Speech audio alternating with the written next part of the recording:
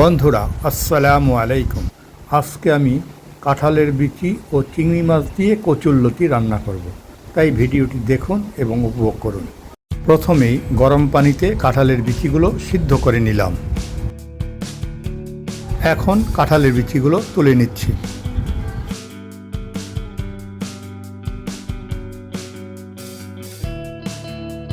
এখন গরম পানিতে হালকাভাবে কচুরলতিগুলো একটু সিদ্ধ করে নিচ্ছি, যাতে গলা না চুলকায়। কচুরলতিগুলো সিদ্ধ হয়ে গেছে, এখন এগুলো তুলে নিচ্ছি।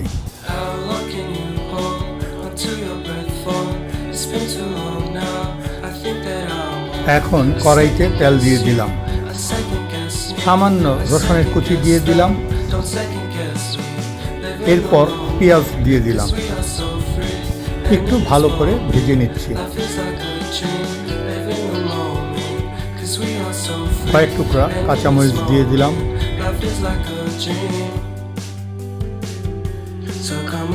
রসুন বাটা দিয়ে দিলাম।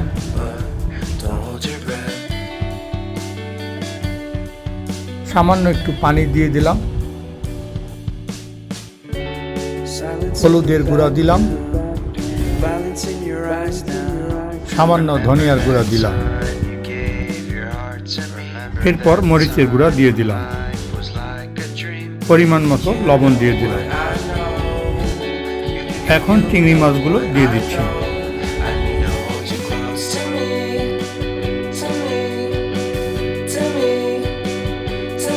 চিংড়ি মাছগুলো একটু মশলার সাথে ভালো করে কষাতে হবে। এখন আমি কাঁঠালের বিচিগুলো দিয়ে দিলাম।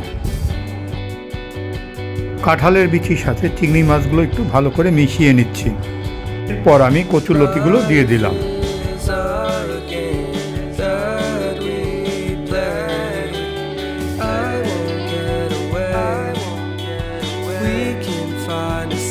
এখন পরিমাণ মতো পানি দিয়ে দিচ্ছি।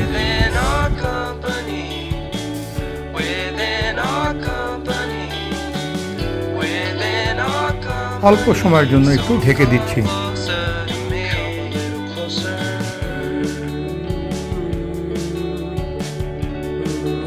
আবার একটু ভালো করে নেড়ে দিচ্ছি। বন্ধুরা, হয়ে গেল কাঁঠালের বিচি চিংড়ি মাছ দিয়ে কচুরলতি রান্না।